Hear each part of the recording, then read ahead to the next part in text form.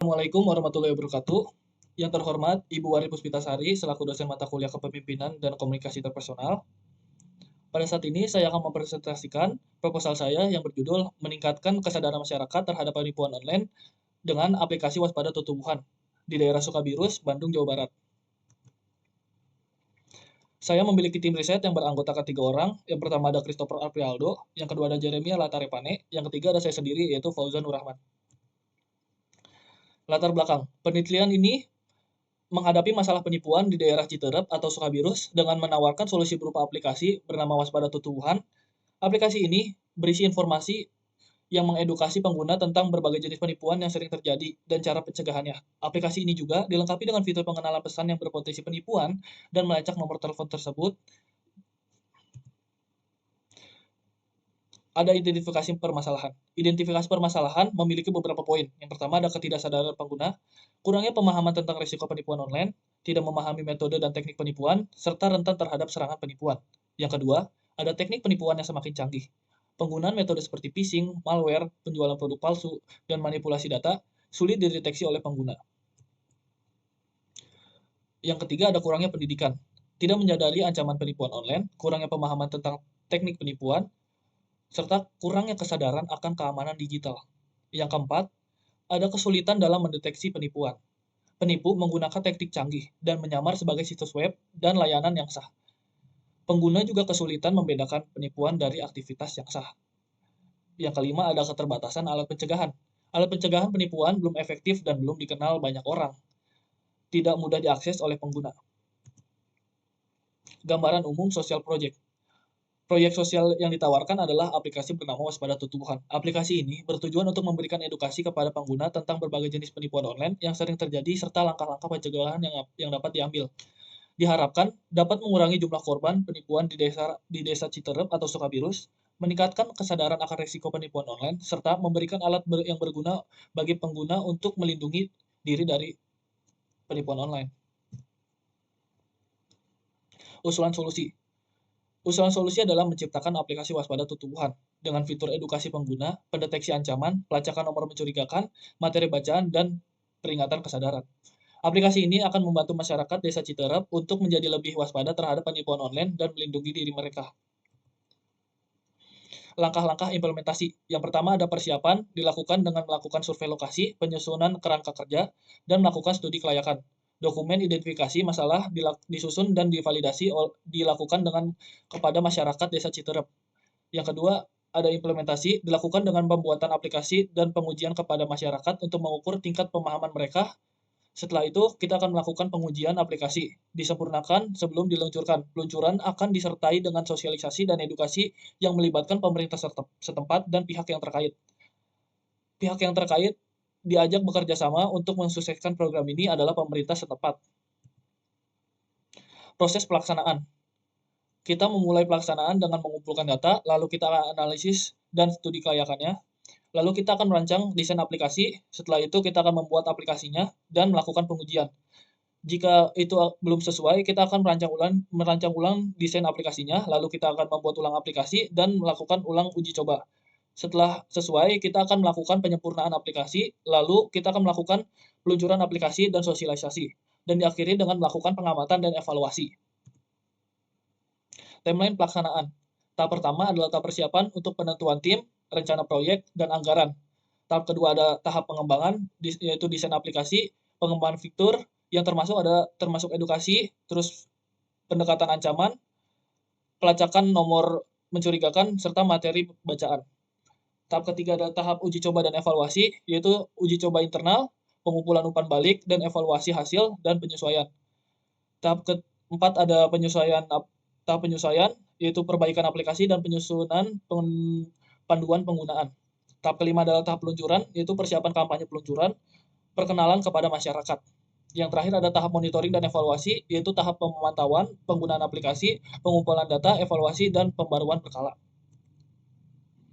Manfaat dari program ini ada 4 poin. Yang pertama adalah pencegahan penipuan, kesadaran dan edukasi, transfer pengetahuan dan keterampilan, dan pendampingan tim. Roadmap. Yang pertama adalah tahap persiapan, mengidentifikasi masalah penipuan yang ada dan tujuan proyek.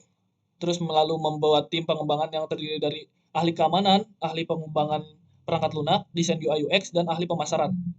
Lalu ada menganalisis kebutuhan pengguna dan persatuan fitur utama. Yang kedua ada tahap perencanaan, ada 3 poin. Poin pertama ada rancangan desain antarmuka pengguna yang interaktif dan responsif. Lalu ada menentukan arsitektur sistem dan infrastruktur teknologi yang akan digunakan. Lalu ada menetapkan fitur kunci seperti sistem pelaporan penipuan dan verifikasi 2 faktor.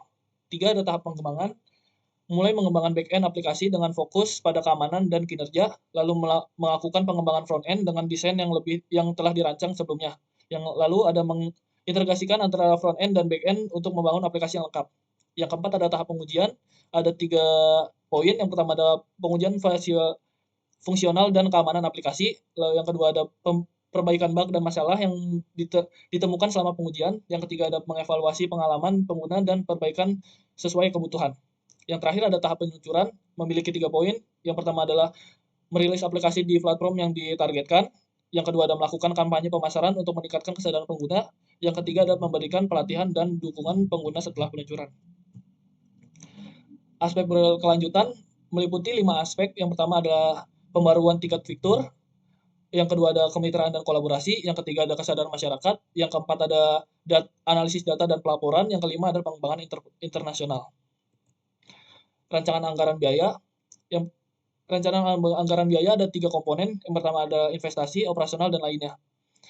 Di rancangan investasi ada pertama buku pedoman jumlah 3, biaya satuannya 150, jumlah dikali biaya satuan sama dengan 450. Yang kedua ada pembuatan aplikasi, jumlahnya 1, biaya satuannya ada 5 juta, jumlah dikali biaya satuan sama dengan 5 juta. Yang ketiga ada pembuatan proposal, jumlahnya 10, biaya satuannya adalah 50.000, jumlah dikali biaya satuan sama dengan 500.000. Yang keempat ada biaya hosting atau tahunan, jumlahnya 1, biaya satuannya adalah 800.000, jumlah dikali biaya satuan sama dengan 800.000. Yang kelima ada biaya sosialisasi, jumlahnya sama dengan 1, biaya satuannya sama dengan 1.500.000, jumlah dikali biaya satuan sama dengan 1.500.000. Yang keenam adalah biaya pengujian aplikasi, jumlahnya sama dengan 1, biaya satuannya sama dengan 1 juta, jumlah dikali biaya satuan sama dengan 1 juta. Komponen investasi memiliki total yaitu 9.250.000. Komponen operasional memiliki 2 komponen. Yang pertama adalah transportasi, jumlahnya 7, biaya satuannya sama dengan 50.000, jumlah dikali biaya satuan sama dengan 350.000. Yang kedua adalah biaya listrik dan internet, jumlahnya adalah 2, biaya satuannya 100.000, jumlah dikali biaya satuan sama dengan 200.000. Total komponen biaya operasional sama dengan 550.000. Komponen lainnya, yang pertama ada honor narasumber, jumlah sama dengan 5, biaya satuan sama dengan 100.000, jumlah dikali biaya satuan sama dengan 500.000. Yang kedua ada konsumsi FGB, jumlahnya 20, biaya satuan sama dengan 25.000, jumlah dikali biaya satuan sama dengan 500.000. Konsumsi sosialisasi, jumlahnya 100, biaya satuannya 40.000, jumlah dikali biaya satuan sama dengan 4 juta. Biaya spanduk 3 kali 2, jumlahnya 2, biaya satuan 150.000, jumlah dikali biaya satuan sama dengan 300.000. Yang terakhir ada biaya brosur, jumlahnya 500, biaya satuan 700 perak, jumlah dikali biaya satuan sama dengan 350.000. Total komponen biaya lainnya sama dengan 5.650.000. Total biaya investasi, operasional, dan lainnya sama dengan 15.450.000. Rancangan awal aplikasi. Desain aplikasi akan awalnya dilihat dari sebelah kiri. Sebelah kanan adalah desain home aplikasi waspada tutubuhan. Di pojok kiri atas ada profile picture kita dan nama kita. Di sebelah kanan ada logo bell yang berfungsi untuk notifikasi aplikasi waspada tutubuhan. Di bawahnya ada beberapa berita dan kita bisa membaca berita tersebut. Kita juga bisa mencari berita-berita terkini yang berkaitan dengan penipuan. Di bawahnya kita bisa mengecek nomor, apabila nomor tersebut teridentifikasi sebagai penipu akan ada logo silang. Sekian dari saya, kurang lebihnya mohon maaf. Wassalamualaikum warahmatullahi wabarakatuh.